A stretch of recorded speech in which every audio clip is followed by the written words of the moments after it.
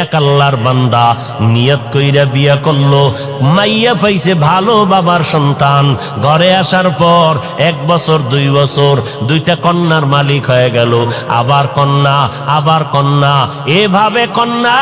ওই লোকটা চায় একটা ছেলে, 2টা ছেলে। আমার ঐতিহ্য ধরে রাখবে কে? আমার এই ব্যবসা বাণিজ্যকে ধরে রাখবে।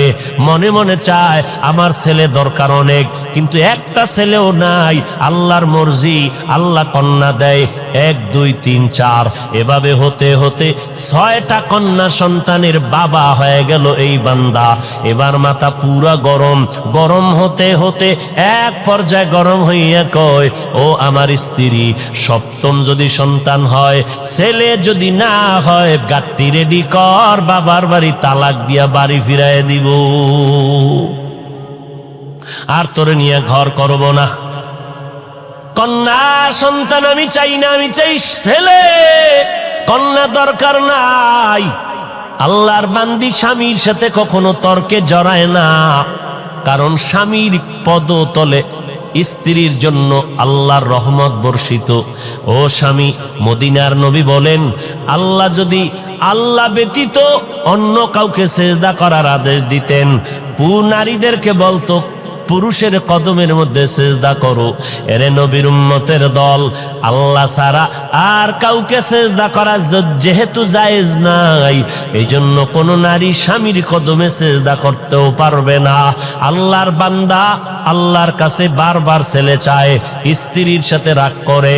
এরে নবীর উম্মত, আল্লাহর বান্দি কোনো কথা না বলিয়া 5 বেলার নামাজ পড়ে আর আল্লাহর কাছে কান্না করে, ও মালিক, মেহেরবানি করে তুমি আমার স্বামীর হেদায়েতের দরজা খুলে দাও, দিলটা নরম করে দাও, আমার ইজ্জত নষ্ট করবা না। জীবনে বিয়া হইছে মাত্র একটা, আমি মরিয়া গেলে যাব। দ্বিতীয় বিয়ার জন্য মেয়েরা কান্দে না, জাতের মেয়েরা কয় আমার জীবনে বিয়া হবে একটাই, একটা বিয়েই হবে। ও আল্লাহ, আমার স্বামীর ঘর আমি ছাড়ব না, তুমি আমার স্বামীর হেদায়েতের দরজা খুলে দাও। মাইয়াহদিল্লাহু ফাহুয়াল মুহতাদ ওয়া মাইয়ুদলিল ফালান তাজিদা লাহু ওয়ালিয়াম মুরশিদা। হেদায়েতের মালিককে একমাত্র আমার আল্লাহ। আল্লাহ যদি চান হেদায়েত পাবে, যদি কপাল খারাপ হয়, কপালে হেদায়েত আসবে না। হেদায়েত পাওয়ার মতো কোনো মুর্শিদও খুঁজে পাবে না, কোনো পথ প্রদর্শক খুঁজে পাবে না। এরে নবীর উম্মতের দল, ছেলে দান করেন আমার আল্লাহ, মেয়ে দান করেন আমার আল্লাহ, দোনোটাই দেন আমার আল্লাহ, কোনোটাই দেন না তাও ক্ষমতা কার।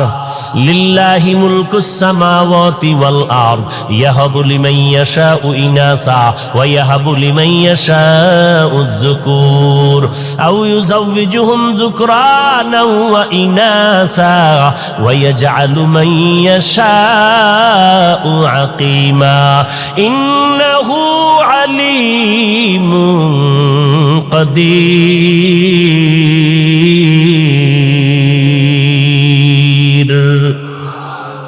ছেলে দেওয়ার মালিক। কোন ফিসাব যদি দিতে পারত, কোন তাবিজ যদি ছেলে মেয়ে দিতে পারত, তাহলে এই দেশে নিঃসন্তান কোনো মা থাকতো নি। আল্লাহর বান্দার কয় কন্যা বলেন? 6টা কন্যা হয়ে গেল। রেড সিগন্যাল লাগায় দিল, 7ম সন্তান যদি ছেলে না হয়, তালাকের আওয়াজ শুনায় দিলাম। আল্লাহর বান্দি স্বামীর সাথে তর্কে জড়ায় না, আল্লাহর দরবারে কান্না করে নামাজ পড়ে। আল্লাহর মর্জি, এবারও একটা সন্তান আসবে দুনিয়াতে, 7ম সন্তান। স্ত্রী ভয় পাইতেছে, এখন তো আল্ট্রাসোনোগ্রামের ব্যবস্থা নাই, কম্পিউটার নাই, ছেলে না মাইয়া কেমনে বুঝি? ও আল্লাহ, আমার স্বামী আমার উপরে সিগন্যাল লাগায় দিছে, ছেলে যদি আসে আলহামদুলিল্লাহ, না আসলে আমার উপরে কঠিন বিচার হবে, বিপদ আসবে। ও দয়ার মালিক, আমার কিছু বলার নাই, তুমি ইজ্জতের মালিক, মেহেরবানি করে তুমি আমার ইজ্জত হেফাজত করে নাও। আল্লাহ বলেন, যেই বান্দা আমাকে ভুলে না, আমি আল্লাহ তাকে ভুলতে পারি না। আমরাও আল্লাহরে ভুলে গেছি, আল্লাহ আমাদের উপরে বিপদ চাপায় দিছে। এরপরও যে চেহারাটা ঠিক আছে, অন্যায় করার পরে একমাত্র মদিনাওয়ালা নবীর উম্মত হওয়ার কারণে। এরে নবীর আশিক উম্মতের দাল, আল্লাহর বান্দি রাতের বেলা কান্নার আওয়াজ, প্রতিদিন কান্না করে, আল্লাহর দরবারে চোখের পানি কবুল হয়ে গেল। ওই সন্তানটা দুনিয়াতে আসার খুব নিকটে সময় যখন ঘনিয়ে গেল, ওই আল্লাহর বান্দা একদিন রাতের বেলা মরণের ঘুম দিছে, এমন হুঁশ নাই। আল্লাহর কুদরতের চাবি ঘুরায় দিলেন। আল্লাহর বান্দি যেহেতু কান্না করছে হেদায়েতের, আল্লাহ হেদায়েতের দরজায় বান্দাকে ডাকতেছে। রাতের বেলা ওই বান্দা ঘুমের ভেতরে স্বপ্নে দেখতেছে কিয়ামতের ময়দান হাজির, কিয়ামতের মাঠ কায়েম হয়ে গেছে। মাঠের মধ্যে মানুষ উলঙ্গ দৌড়ায়, মাথার উপরে সূর্যের গরম, সূর্যের গরমে জমিনটা তামা হয়ে গেছে, দাঁড়ানোর কোনো উপায় নাই। জাহান্নামীরা জাহান্নামের দিকে যাইতেছে। আল্লাহর বান্দা ঘুমের ঘরে স্বপ্ন দেইখা ভয়ে কান্নায় বিভোর হয়ে গেল। কান্না করে বাঁচাও বাঁচাও বাঁচাও, কান্না করে করে করে করে এক পর্যায়ে তার যখন ফয়সালা হয়ে গেল, জাহান্নামে যাও, তুমি জান্নাতের কোনো আমল করতে পারো নাই, আমার হাতের মধ্যে জাহান্নামের হ্যান্ডকাপ লাগাইয়া জাহান্নামের ফেরেশতারা যখন জাহান্নামের দিকে রওয়ানা, আমার চোখে পানি আর কান্নার আওয়াজ, জাহান্নামের দিকে রওয়ানা।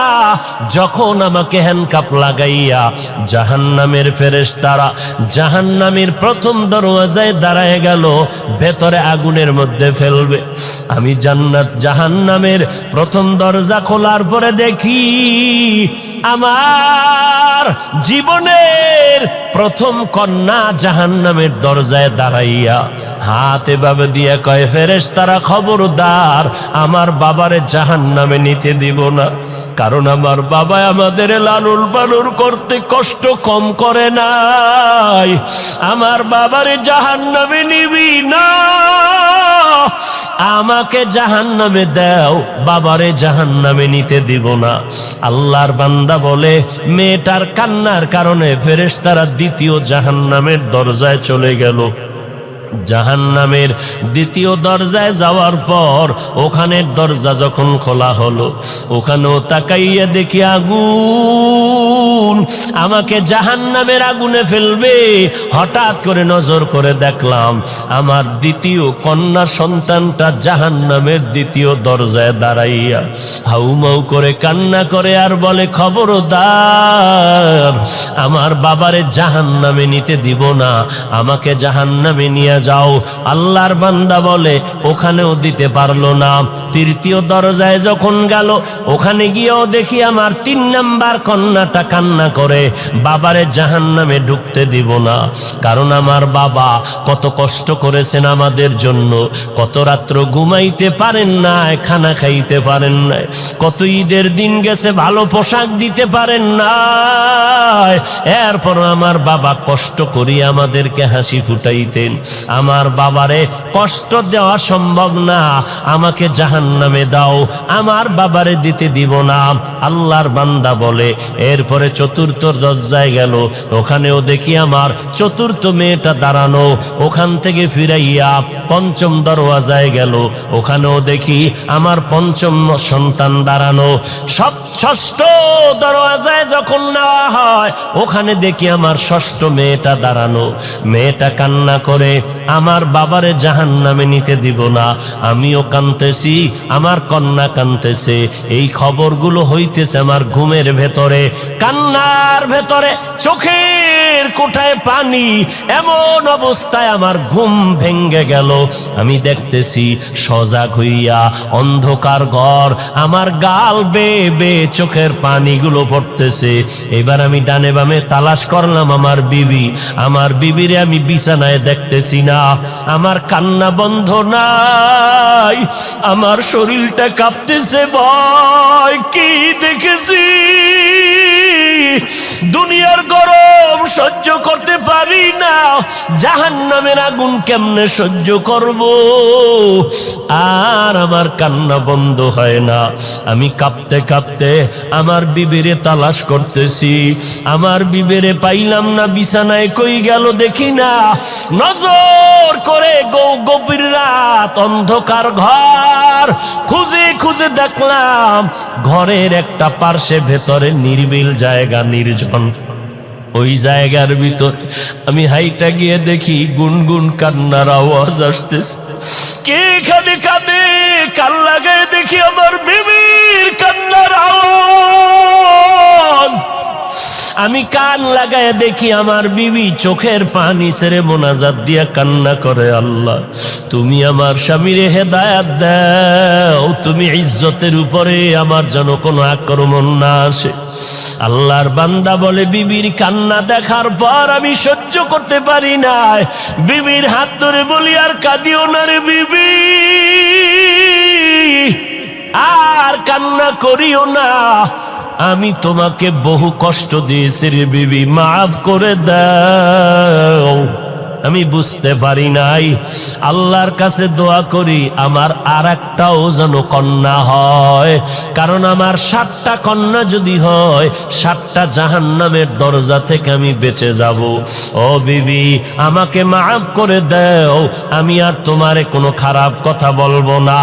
এরে এলাকার মুসলমান, পর্দার আড়ালের মা বোনেরা, ও বৃদ্ধ বাবাজি, আল্লাহর কাছে এমন সন্তানের জন্য দোয়া করা দরকার। আল্লাহ সন্তান যদি দাও, নেককার সন্তান দিও, এমন সন্তান যেন না পাই যেই সন্তানের কারণে মা বাবার ইজ্জত নষ্ট হবে, মা বাবা সমাজে মুখ দেখাইতে পারবে না।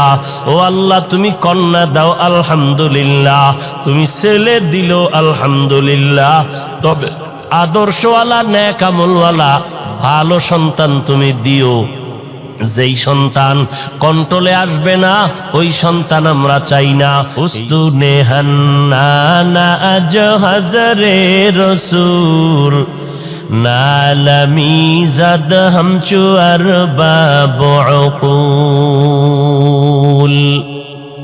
গাছের জন্য আমার নবী রহমত, মাছের জন্য রহমত, রুহের জগতে আমার নবী রহমত। আল্লাহ সব আত্মাগুলো জমা করে বললেন, আলাস্তু বিরব্বিকুম, আমি কি তোমাদের রব না? সর্বপ্রথম আপনার আমার নবীর আত্মা জবাব দিল, বালা, হ্যাঁ আপনি আমাদের রব।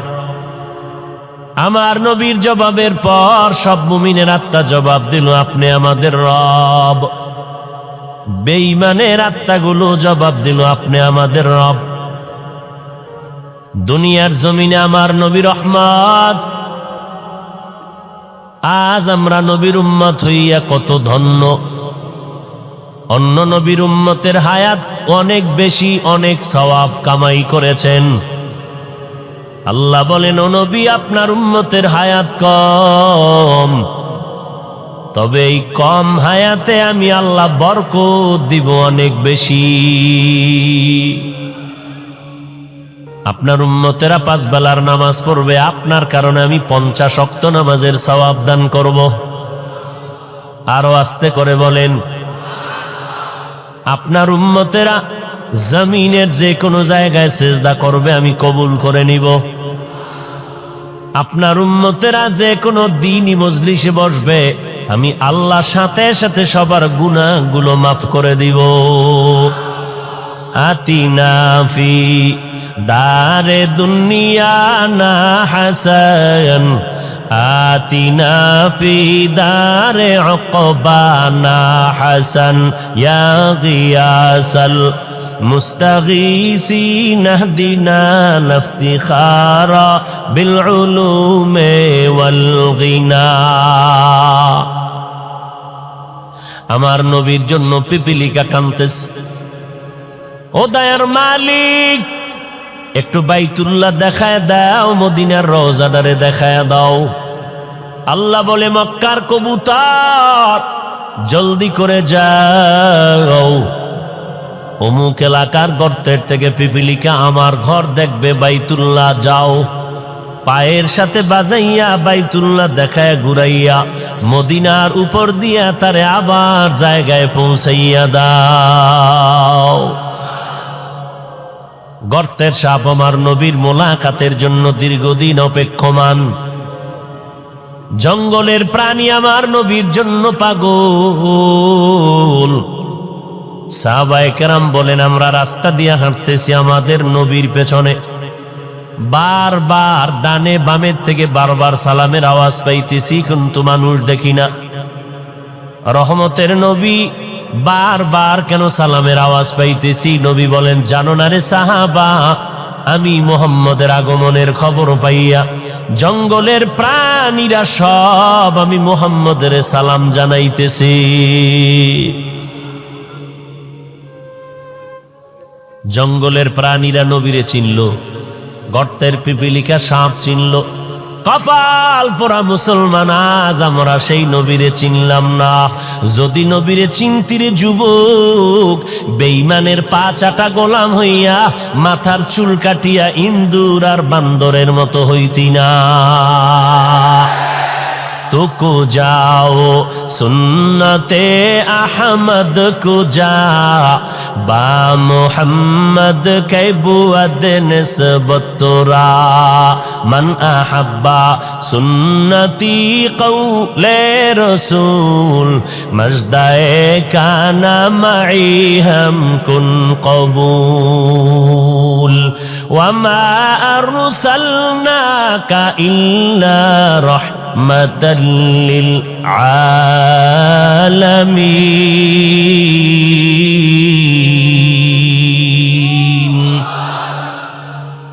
আমার নবী জগৎ সমূহের জন্য রহমত, বেঈমানের জন্য নবী রহমত, মুমিনের জন্য আমার নবী রহমত।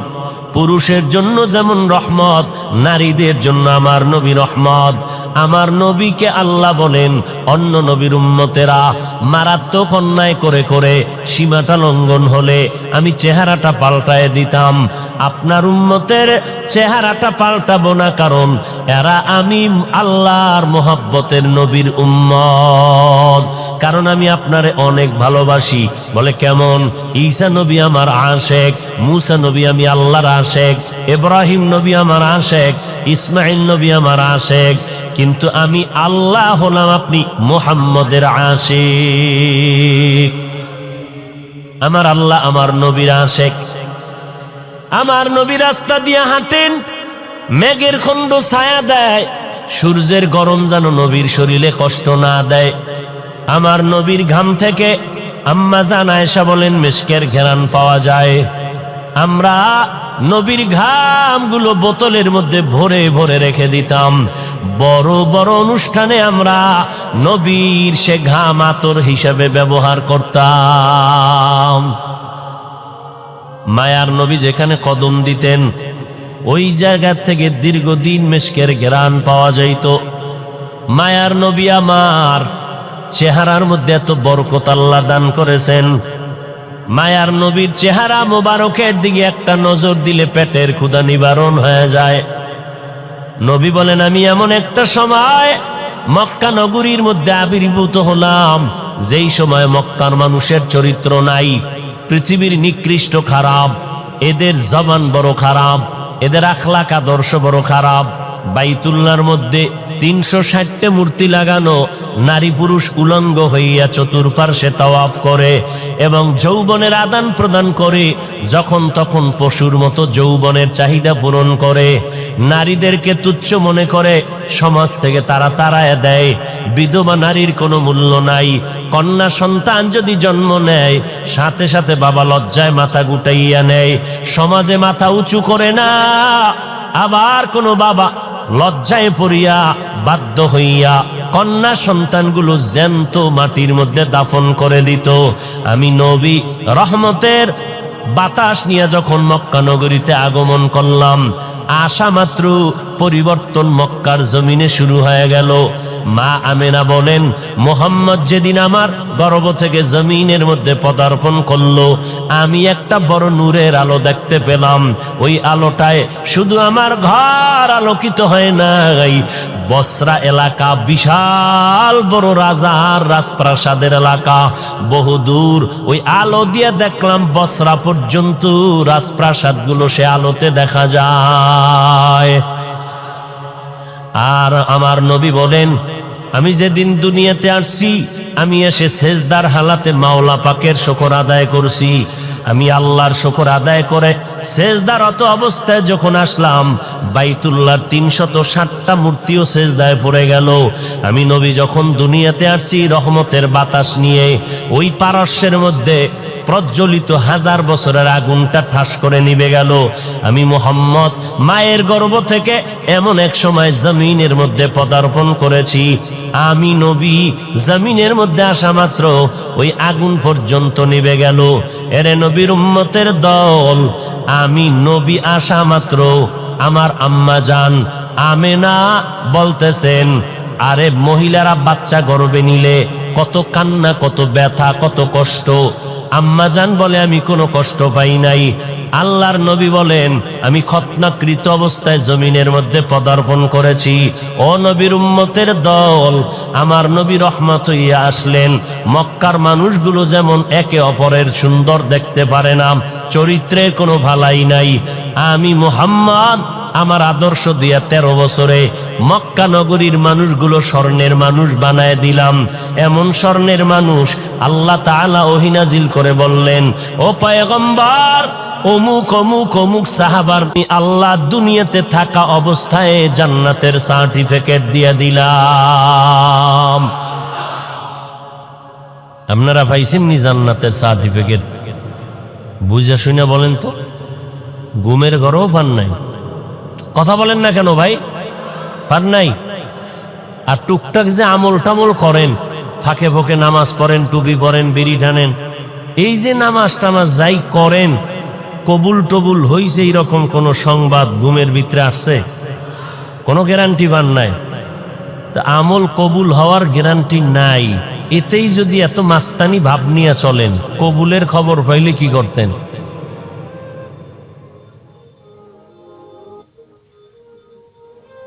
হায় হায় হায়, আল্লাহ হেদায়াত দান করেন। মায়ার নবী রহমাতুল লিল আলামিন হয়ে জমিনে আসলেন। আল্লাহ তাআলা বলেন, আমি হলাম জগৎ সমূহের জন্য রব।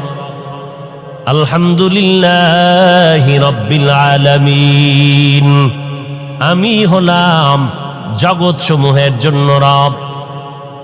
আর আমার মুহাম্মদ জগৎ সমূহের জন্য হলেন রহমত। আমি হলাম রব্বুল আলামিন, আমার বন্ধুটাকে বানায় দিলাম রহমাতুল লিল আলামিন। মায়ার নবী বলেন, আরবের মানুষগুলো কন্যাদেরকে তুচ্ছ মনে করে তাড়ায় দেয়। আল্লাহ তাআলা আমার দ্বারা নারীদের ইজ্জত প্রতিষ্ঠিত করে দিলেন স্থায়ীভাবে। আমার বয়স যখন 25 বছর হয়, 40 বছরের একজন বিধবা নারী খাদিজা রাদিয়াল্লাহু আনহা, 2 জন স্বামী বিদায়ের পর আমি মুহাম্মদ তৃতীয় স্বামী হিসাবে তার ঘরে চলে গেলাম। আরবের মানুষগুলো সমালোচনায় ভরপুর হয়ে গেল, মুহাম্মদ নবী দাবি করে আবার বিধবারে বিয়ে করল কেন? মদিনার নবী বলেন, জগতের নারীরা শুনে নেও, জমিনের মধ্যে কোন ধর্ম, ইহুদি ধর্ম, খ্রিস্টান ধর্ম, দুনিয়ার কোন ধর্মের ভিতরে নারীদের সম্মান কেউ বাড়ায় নাই। আল্লাহ তাআলা ইসলামের ব্যানার দিয়া আমি মুহাম্মদের দ্বারা নারীদের ইজ্জত বাড়ায় দিয়েছেন। এই কথা যারা বুঝে না, তারা স্লোগান দেয় ইসলাম নারীর অধিকার দেয় নাই। এই রকম স্লোগান দিয়া নারীদেরকে সমান অধিকারের নামে স্লোগান দিয়া রাস্তায় নামাইতে চায়, নারীর ইজ্জত নষ্ট করার স্লোগান দিয়া। এরা বলে ইসলাম নারীরে আটকাইয়া দিছে চার দেওয়ালের ভেতরে, নারীর সম্মান ইসলাম দিতে পারে নাই। এরে নবীর উম্মতের দল, আল্লাহর নবী বলেন ইসলাম ছাড়া দুনিয়ার কোনো তন্ত্র মন্ত্রে নারীর সম্মান মর্যাদা বাড়াতে পারে নাই। যারা বিশ্বাস করে না তারা নারীর দুশ্মন, তারা মানবতার দুশ্মন, তারা ইসলামের দুশ্মন। কন্যা সন্তানদের তারা অবহেলা করে। কন্যা সমাজের বোঝা। মদিনার নবী বলেন, ও দুনিয়ার মানুষ, একটা কন্যার যদি বাবা হও তুমি অন্তরে খুশি হও, তুমি একটা জান্নাতের মালিক হয়ে গেছো। দুইটা কন্যার যদি বাবা হতে পারো তুমি দুইটা কন্যা পাইয়া দুই জান্নাতের মালিক। তিনটা কন্যা যদি পাও তুমি তিনটা জান্নাতের মালিক। চার কন্যা পেলে তুমি চারটা জান্নাতের মালিক। এরে নবীর উম্মতের দল, বর্তমান দুনিয়াতে এমন কিছু দুশ্মন আছে, মাওলার কাছে ছেলে হইলে খুশি, মাইয়া হইলে বড় বেজার। আসেনি? মাইয়া হইলে বেজার যদি হও তো তুই মাইয়া বিয়া করলি কে? ও নিমক হারাম, রসুলের দুশ্মন। কন্যা সন্তান হলে কষ্ট পায়, ছেলে হলে খুশি কেন? যৌতুকের নামে পচা পায়খানা খাওয়া যাবে মজা করে, কি ঠিক না? কুকুরকে বিরিয়ানি পোলাও যদি দাও কলিজা ঠান্ডা হবে না যতক্ষণ না পাক না দিবা।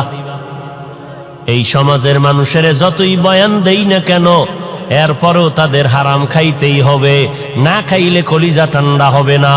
ছেলেটা হইলে খুশি, এই ছেলেরে যৌতুক নিয়ে বিয়া করাবো। যেই মাইয়া আমার ছেলেরে দিবি আগে কন্টাক্ট করে বিদেশ নিবি নি, ভিসাটা দিতে পারবি নি, তাহলে আমার মাই তোমার মেয়েটা নিব।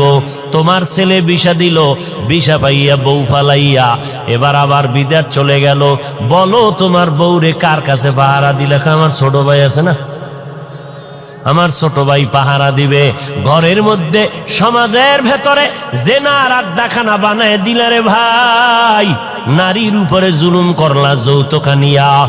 250 গ্রাম বাথরুমে 2 কাপ পায়খানা খাইলে এই পরিমাণ আল্লাহ বেজার হবে না? যৌতুকের নামে পচা পায়খানা খাইলে যেই পরিমাণ আমার আল্লাহ বেজার। কারণ পায়খানা খাইয়া হালাল সাবান দিয়া কুলি করবি, মুখের গন্ধ চলে যাবে। কিন্তু যৌতুক খাইয়া শ্বশুরের কাদাইলি, শাশুড়ির চোখের পানি ফালাইলি, বউটার উপরে জুলুম করলি। খোদার কসম একবার, আল্লাহর কসম 2 বার, আল্লাহর কসম 3 বার, যৌতুক নিয়ে যারা বিয়া করবি তোদের মরণ পর্যন্ত সংসারে কোনোদিন শান্তি হবে না।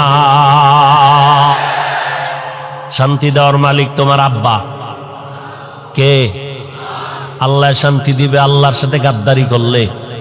हकीकत से तो दुनिया बेखबर है, दुनिया की नुमाइश पर नजर है। नमी गुयाम के आज दुनिया जुदा बाश, बहारो कारे के बाशी बा खुदा बाश। আল্লাহ 2টা হাত দিছে, এটা রশি দিয়া বাইন্দা রাখার লাগি। 2 হাত দিয়া কামাই করবি, বিয়ার আগে বলবি আমি নিজের পায়ে দাঁড়ায় গেছি, শ্বশুরের গোষ্ঠী আয় বিয়া যে করব সেও আমারটা খাবি, তোর মায়েরে খাওয়াবো, শ্বশুর বাড়ির বাবারে খাওয়াবো, 14 গোষ্ঠীরে খাওয়াইয়া রাখবো। কোনোদিন খোটা যেন দিতে না পারো, তোর বাড়ির থেকে খেয়েছি, তোর বাড়ির খাট লাগবে না, আলমিরা লাগবে না, আমি টাকা দিয়া খাট আলমারি চেয়ার সোফা কিনে ফেলবো। তোর বিয়া করার সময় তোর বাবায় যদি স্বর্ণের অলংকারও দিতে না পারে, লাগবে না, আমি নিজে তোর চেইনের ব্যবস্থা করে দিব, স্বর্ণের ব্যবস্থা করে দিব। আমি যদি তোরে লালন পালনের জিম্মেদারি নিতে নাই পারি তো বিয়া করার কোনো সার্থকতা নাই। অতএব আমি একজন পুরুষ, কাপুরুষ না, আমি মদিনাওয়ালা নবীর একজন উম্মত। অতএব আমি হারাম কখনো খাবো না, প্রয়োজনে মরিয়া যাব, না হয় আল্লাহকে রাজি করে চলবো। আপনাদের এলাকায় গজব আসেনি? হ্যাঁ বলেন তো, এই হারাম খাইয়া শান্তিতে আছে কারা? ওর ঘরের সন্তান সব কুতুবুল আলম। হ্যাঁ, নাই নাই নাই নাই। আল্লাহ হেদায়াত দান করুন। আরো জোরে বলেন, ওয়ামা আরসালনাকা ইল্লা রাহমাতাল লিল আলামিন। কেমন মায়ার নবী, নারীর জন্য রহমত। আম্মাজান খাদিজাকে বিয়া করিয়া রহমত বর্ষণ করে দিলেন। ও দুনিয়ার মানুষ, বিধবা নারীর এত সম্মান। আমি মুহাম্মদ এই খাদিজার গর্ভ থেকে সন্তান পেয়েছি। আমি মুহাম্মদও কোনো ছেলে নাই, আমিও 4 কন্যার বাবা। কন্যা হইলে খুশি না বেজার? বাবা খুশি হইও। মনে মনে চাইছিল আল্লাহ একটা ছেলে দিও। মাইজবান্ডারে গেলাম, ওই শাহজালালের মাজারে গেলাম, কত মান্নত করলাম ছেলের জন্য, কত তাবিজ লাগাইলাম, কত পানি পরা লাগাইলাম, এরপরও ছেলে দিলেন। আরে আল্লাহ, সব আমার কন্যা দিলা কেন? আমার বুঝি বিপদ ঘনায় আসতেছে। আল্লাহর কসম করে বলি রে বাবা, ছেলে হইয়া তোমার হয়তো বা ক্ষতির কারণ হয়ে যেত। কারণ কয়েকদিন আগে তুমি দেখো নাই, মিডিয়ার মধ্যে দেখছো, বাড্ডা থানা, ঢাকার জমিনে বাড্ডা থানায় 2টা বড় বড় সন্তান রেখে বাবায় কোটি সম্পদ রেখে মরে গেল। ওই সন্তানেরা বাবার লাশটা ফালাইয়া বাবার সম্পদ ভাগ বটোয়ারা নিয়ে ঝগড়ায় লিপ্ত হয়ে গেল। সারা দিন রাত চলে গেল, বাবার লাশটা দাফন করার সময় পায় নাই। ও মোমেন শাহী এলাকার মানুষেরা, শেরপুরের মানুষ, তারাকান্দার মানুষ, ভালো করে শুনিয়া নাও। এমন কুলাঙ্গার সন্তান জন্ম দিয়া কোনো লাভ নাই। এমন কুলাঙ্গারের বাবা দাবি করে কোনো লাভ হবে না। যেই সন্তানের দ্বারা তোমার ইজ্জত থাকবে না, ওই সন্তান দিয়ে লাভ কি? জেলখানায় যাবা? এরে যুবক, আল্লাহর কাছে শক্তি আছে, শক্তিটারে গনিমত মনে কর। কোনদিন এই 2 হাত দিয়া কোনো মানুষের থেকে ভিক্ষা নিব না, নিজে কামাই করব। কোনদিন কারো থেকে ভিক্ষা নিব না। শ্বশুর বাড়ির তো পরের কথা, আল্লাহর দেওয়া হালাল রিজিক নিয়ে জীবন চালাবো। 2 হাত দিয়ে কষ্ট করে ঘাম দিয়া কামাই করব। অল্প খেয়ে থাকবো, বরকত হবে। দুনিয়াতেও বাদশার হালাতে স্বাধীনভাবে চলবো। পরকাল জীবনে আমি হাসতে হাসতে আল্লাহর জান্নাতে চলে যাব। এরে নবীন আশিক, তোমার ছেলে না হইয়া যদি দেখো আল্লাহ কন্যা সন্তান দান করেছেন, আল্লাহর মর্জি, আল্লাহর উপরে সেজদা করে শুকর আদায় করো রে বাবা। ছেলের দ্বারা যে উপকার না হইতো, আমার মাওলা তোমার কন্যার দ্বারা তার থেকে বেশি উপকার করবে। এই বাবারা, তোমাকে লাজ লজ্জা কবে হবে জানি না, একটু চিন্তা করিও। আজকে তোমার ঘরে 1টা মেয়ে 5টা ছেলে, বাবার জন্য কলিজা দিয়া মোহাব্বত কে করে বলেন তো? জোরে বলো। তুমি অসুস্থ হয়ে গেছো, মেয়েটা বেকারার হয়ে গেছে, কান্নার আওয়াজ, খানা খায় না, বাবা আমার অসুস্থ। ছেলেরা খবর নেওয়ার টাইম নাই। কয়েকদিন ডাক্তারের পেছনে দৌড়াইয়া এবার গোপনে গোপনে ইমাম সাহেবের সাথে পরামর্শ করে, হুজুর হাদিয়া বাড়ায় দিব, জালালি খতম বড়। বাবারে নেওয়া যায় না, এত টাইম নেই হসপিটালে দৌড়ানোর। এমন একটা খতম পরে দেও যেন বাবায় তাড়াতাড়ি কবরের বাসিন্দা হয়ে যায়। আর মেয়েটা কলিজা ফাটাইয়া কান্না করে, মালিক আমার বাবারে সুস্থ করে দাও। মায়েরে দইরা কান্দে, ভাইদেরকে টেলিফোন করে, ভাই আমার বাবার একটু ডাক্তার কেন দেখাও না, আমার বাবার কান্না সহ্য করতে পারি না, আমার বাবার জন্য কলিজাটা সিরিয়া যায়। এরে নবীর উম্মতের দল, আল্লাহর বান্দা একটা ভালো ঘরের মাইয়া বিয়ে করছে, কিন্তু নিজের অন্তরটা ভালো না। আল্লাহ পাক অনেকের নিয়ামত দেয়, কিন্তু মানুষ ধরিয়া রাখতে পারে না। অনেক কপাল পোড়ার কপালে ভালো ভালো মাইয়া আইসা পড়ে, ভালো বাবার কন্যা, নামাজ ছাড়ে না, স্বামীর খেদমত করে, কিন্তু কপাল পোড়া ওই বউ ধইরা রাখতে পারে না। ও চায় দুনিয়ার গুনাহ নিয়ে চলবে, কিন্তু নেককার নারী পাইয়াও বান্দা খুশি হইতে পারে না, ওর কপাল থেকে নারী চলে যায়। ও এলাকার মুসলমান, এই জন্য মদিনার নবী বয়ান করে বললেন, ও কিয়ামত পর্যন্ত উম্মতের দলেরা, তোমাদের যদি সন্তান হয় 7 বছর যখন হবে, নামাজের দাওয়াত দাও, নামাজের বয়ান তালিম দিয়া নামাজের মুসাল্লায় দাঁড় করায়া দাও, আস্তে আস্তে বুঝাও, কারণ ছোট থেকে যদি লাইনে না নাও তাহলে বড় হলে আর পারবা না। 7 বছরে তালিম দাও, দাওয়াত দাও, যখন সন্তানের বয়স 10 বছরে চলে যাবে তখন তুমি শাসন করিয়া লাগলেও নামাজের মুসাল্লায় দাঁড় করাও। ও আল্লাহর বান্দারা, এই জন্য অনেক বাবারা রিক্সা চালাইয়া খায়, সন্তানটারে 5, 6, 7 বছরে মাদ্রাসায় দিয়ে দিছে। হুজুরেরা কষ্ট করিয়া ছাত্রটারে লেখাপড়া শিখায়, কোরআন পড়ায়, হেফজখানায় পড়ায়। এখন যদি কোনো মাওলানা, কোনো আলেম বলে হেফজখানায় সন্তান দিলে প্রতিবন্ধী হয়ে যাবে, এই সন্তান দিয়া লাভ নাই, বুঝে নাও ওই আলেমের অন্তর বড় খারাপ।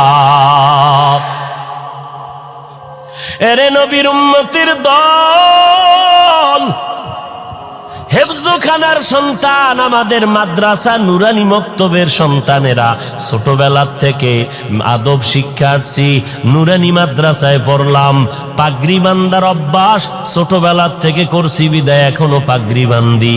ওই সময় তাহাজ্জুদের অভ্যাস ওস্তাদেরা গড়ায় দিছেন, এখনো তাহাজ্জুদ পড়ি, কারণ ছোট থেকে যদি গড়িয়া না আসতাম এখন আর গড়ার কোনো সময় হতো না। এই জন্য অনেক বাবাদের দেখবেন হুজুরদের কাছে কান্না করে দোয়া চায়, হুজুর একটু দোয়া করেন, ছেলেটারে আর কন্ট্রোলে রাখতে পারি না। বয়স কত বলে? 15 বছর, 18 বছর, 20 বছর, সন্তানটারে কন্ট্রোল করতে পারি না। মোবাইল নিয়ে দৌড়ায় যায়, পকেটের থেকে টাকা নেয়, নামাজ রোজার ভালাই নাই, মায়ের সাথে খারাপ আচরণ, বাবার সাথে খারাপ আচরণ, এলাকার মুরব্বীদের সাথে খারাপ আচরণ করে। হুজুর এখন কি করি? মদিনার নবী কয় কি করলে হবে না, কোনো তাবিজ লাগাইলে হবে না। মদিনার নবী 1500 বছর আগে যেই তাবিজ লাগায় দিলেন, ওই তাবিজ ব্যবহার করো। 7 বছরে দাওয়াত দাও, 10 বছরে শাসন করা লাগলে করো, তারপরেও সন্তানের ছাড়িয়া দিও না। সময় হারাইয়া গেলে কানলেও কোনো লাভ হবে না। এরে নবীর উম্মতের দল, আমরা মাদ্রাসায় পড়েছি। ও যুবক, মনে মনে ভাবতেছো আজকে হুজুরদের কথা মতো যদি চলি, নবীর তরিকায় চলি, স্বাধীনতা থাকবে না, লেখাপড়ার স্বাধীনতা থাকবে না। ও নবীর আশেকের দল, আজকে আমিও যদি তোমার মতো চিন্তা করিয়া প্যান্ট শার্টটাই লাগাইয়া রাস্তায় চলতাম, কেউ আমারে বাধা দিত না। টুপিটা মাথায় দিলে মাথা গরম লাগে, কম বুঝি না, এরপরও কেন টুপি ফালাই না? দাড়িটা লম্বা করার কারণে যৌবনের ভাব চলে যায়, এরপরও কেন দাড়ি ফালাই না? লম্বা জামা পরার কারণে শরীর গরম লাগে, তারপরও কেন ফালাই না? কওমি মাদ্রাসায় লেখাপড়া করেছি, যেখানে পড়লে কোনো চাকুরি নাই, এরপরও কেন ওই রাস্তা ছাড়ি না? তাবলিগের পথ কেন ছাড়ি না? দেওবন্দীদের পথটা কেন ছাড়ি না? এরে নবীর উম্মতের দল, চিন্তা ভাবনা করে দেখলাম আল্লাহর কোরআন সত্য, নবীর কথা সত্য। আরো দেখলাম কি জানো, নবীর তরিকা মতো চলতে গেলে যারা কয় স্বাধীনতা থাকে না, আমরা দেখলাম আমাদের স্বাধীনতা তো নষ্ট হয় নাই। নবীর তরিকা ছাড়া যারা, এরাও যেমন 3 বেলা খায়, আমরা নবীর তরিকাওয়ালারাও তো 3 বেলা খাই, আরো ভালো খাই, বেশি খাই। নবীর তরিকা যারা বাদ দিল, এরাও যেমন ব্যবসা চাকরি করে, আমরাও তো ব্যবসা চাকরি করার সুযোগ আছে। ও আল্লাহর বান্দা, যারা স্কুল কলেজে পড়তেছি, এরাও লেখাপড়ার স্বাধীনতা নিয়া, আমরাও তো স্বাধীনভাবে চলি। ওই যারা নবীর তরিকা মানে না, দেশ বিদেশ সফর করি, তো আমাদের তো সম্মানও কমে নাই, স্বাধীনতাও নষ্ট হয় নাই। আর পরকালের চিন্তা করে দেখলাম আজকে আমি চেয়ারে বসিয়া বয়ান করি, এই ময়দানে হাজার লাখো মানুষ, এই মানুষগুলো বয়ান শুনতেছে। আজ আমি বক্তা, আপনারা সবাই শ্রোতা, আমার কত দাম। কিন্তু চিন্তা ভাবনা করে দেখলাম, যেদিন সাদা কাপুনের প্যাকেট রেডি হয়ে যাবে, আজরাইল ঈশা বাসিতে সিগন্যাল দিয়ে আমার প্রাণ নিয়ে যাবে, ওই সাদা কাপুনে যেদিন ঢুকবো, ওই দিন দেখা যাবে কেউ আমার পাশে নাই। আমার আত্মীয়, আমার রক্তের লোকেরা আমার গেঞ্জিটারে বেলেট দিয়ে কেটে রেখে দিবে। 3টা সাদা কাপুনের প্যাকেট বানাইয়া ওই মাটির গর্ভে কবরে রাখিয়া সবাই চলে যাবে। ওখানে আমার এত ভক্তবৃন্দ কেউ যাবে না, ওই কবরে কেউ আমার সঙ্গে থাকবে না, ওই কবরে একটা বাতিও কেউ দিবে না, টেলিফোনের ব্যবস্থাও হবে না। ওই কবরে যাওয়ার পরে মদিনার নবী বলেন, তুমি পীর নাকি মুরিদ, তুমি ধনী না গরিব, আলেম না মূর্খ, ফেরেশতারা জানতে চাইবে না। ফেরেশতাদের প্রশ্ন হবে 3টা, রবের পরিচয় দাও, ধর্মের পরিচয় দাও, রাহমাতুল লিল আলামিনের পরিচয় দাও। নবী বলেন, যারা জবাব দিতে পারবে তাদের কবর হবে রওজাতুম মির রিয়াজিল জান্নাহ, যারা দিতে পারবে না তাদের কবর হবে হুফরাতুম মিন হুফারিন নার। ওই অন্ধকার কবরে দুনিয়ার থেকে যারা রবের গোলাম হয়ে যাবে তারা জবাব দিয়ে দিবে রব্বি আল্লাহ। যারা ইসলাম মেনে চলবে কবরে গিয়া জবাব দিবে দীনি আল ইসলাম।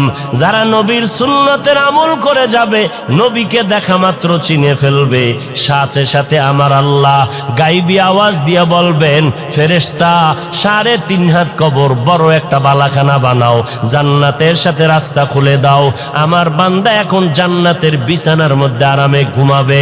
নবী বলেন, যারা রবের পরিচয়ের জবাব দিতে পারবে না, ধর্মের ব্যাপারে জবাব দিতে পারবে না, নবীর সুন্নতের আমল করে না, এত জবাব দিতে পারবে না। নবী বলেন, আল্লাহর ফেরেশতা যখন প্রশ্ন করবে তখন গুনাহগার বেনামাজিরা বলবে, হা হা লা আদরি, আমি কিছুই জানি না, কিছুই জানি না। আল্লাহর নবী বলেন, সাথে সাথে আমার আল্লাহ ডাইরেক্ট আওয়াজ দিয়া বলবেন, কবরের ফেরেশতা এই নাফরমানের আর সময় দিও না, আমি দুনিয়াতে কম সুযোগ দেই নাই, আমার দেওয়া পানি, বাতাস, সূর্যের আলো, চাঁদের আলো, নদীর মাছ, গাছের ফল, জমিনের ফসল খাইয়া এত বড় গাদ্দার আর নিমক হারাম একবারও আলহামদুলিল্লাহ বলে নাই। ওলামায়ে কেরামগণ পায়ে হাত ধরে ধরে নামাজের দাওয়াত দিত, এক বেলার নামাজও পড়ে নাই।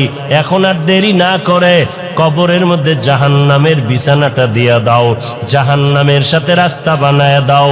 1টা না 2টা না, কবরে 99টা সাপ। আল্লাহর নবী বলেন, আমার আল্লাহ কুদরতের আওয়াজ দিয়া বলবেন, ওরে কবরের মাটি, ওই গুনাহগারের 2 পার্শ্ব থেকে জোরে জোরে চাপ দাও। কবরের মাটি এত জোরে চাপ দিবে, চাপের কারণে পাজরের হাড়গুলো চুরমার হয়ে যাবে রে বাবা। এরে যুবক, একটা মশার কামড় সইতে পারো না, একটা বেতের বাড়ি সইতে পারো না, সূর্যের গরম সহ্য করতে পারো না রে বাবা। গুনাহ নিয়ে কবরে গেলে ওই কবরে মাটির চাপ কেমন করে সহ্য করবা, জাহান্নামের আগুনের গরম কেমনে সহ্য করবা। আমার আল্লাহ তওবার দরজা দিয়ে ডাকে, ও গোলামেরা তওবা কর। জীবনে যদি চোখের পানি ছেড়ে তওবা করতে পারো, আমি আল্লাহ তোমারে মাফ করে দিব। এ যুবক ভাইয়েরা, আমার পর্দার আড়ালের মা বোনেরা, বৃদ্ধ বাবাজিরা, আমার মাওলাকে মনে মনে ডাকিয়া বলো, হে মালিক, এই ময়দানে আমার মতো গুনাহগার কেউ নাই।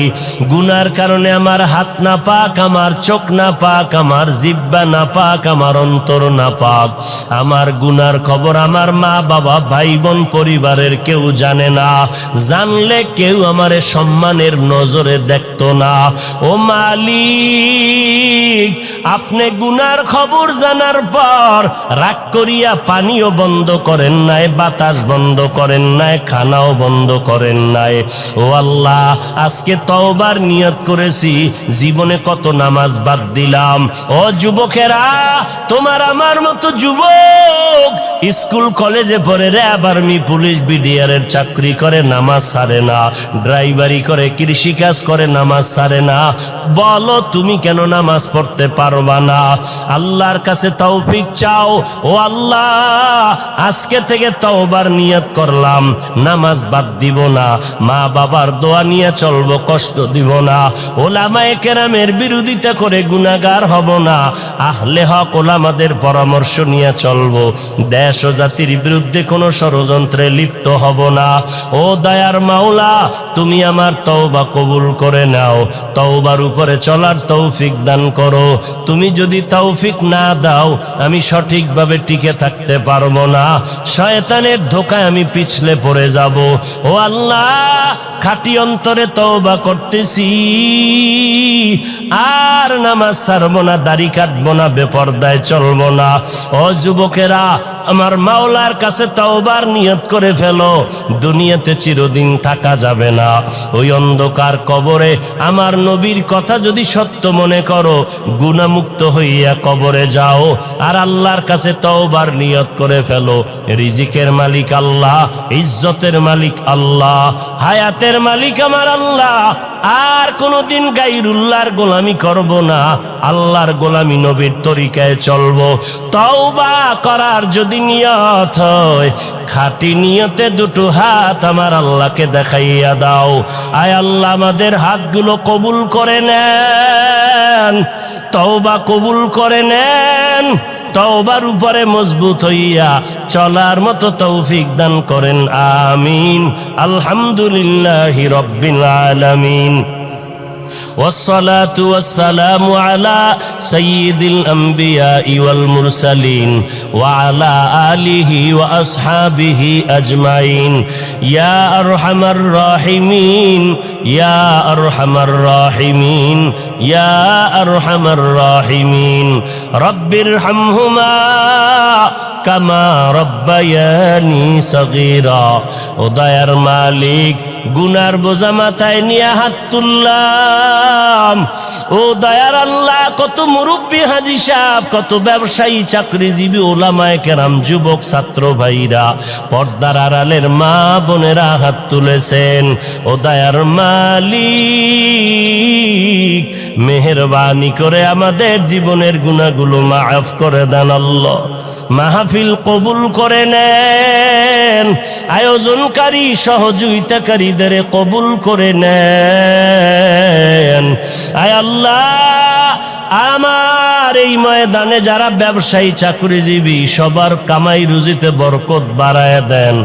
আয় আল্লাহ, আমার কলিজার যুবকদের দিনদার বানায় দেন, মা বোনদের আবেদা পর্দানিশী বানায় দেন, সন্তানগুলো নেককার বানায় দেন। আয় আল্লাহ, সমস্ত শিক্ষা প্রতিষ্ঠান নবীর আদর্শওয়ালা বানায় দেন, মসজিদ মাদ্রাসাগুলো কবুল করে নেন, এলাকার ঘরে ঘরে শান্তি দান করেন। আয় আল্লাহ, সুন্নতওয়ালা জিন্দেগি দান করেন, নবীজির রওজা বাইতুল্লাহ জিয়ারতের তৌফিক দান করেন। আয় আল্লাহ, দিলের নেক আশা পূরণ করে দেন। আয় আল্লাহ, সারা দুনিয়াবাসীকে মাফ করেন, বাংলাদেশ শান্তির দেশ বানায় দেন। আয় আল্লাহ, প্রশাসনিকভাবে যারা কাজ করে দিনদার বানায় দেন। আয় আল্লাহ, সরকার বাহাদুর থেকে সকল জনপ্রতিনিধিদেরকে দিনের খাদেম বানায় দেন। আয় আল্লাহ, রিয়া, হাসাদ, কিবির দূর করে আমাদেরকে ইখলাস দান করেন। আয় আল্লাহ, নবীজির রওজা বাইতুল্লাহ জিয়ারত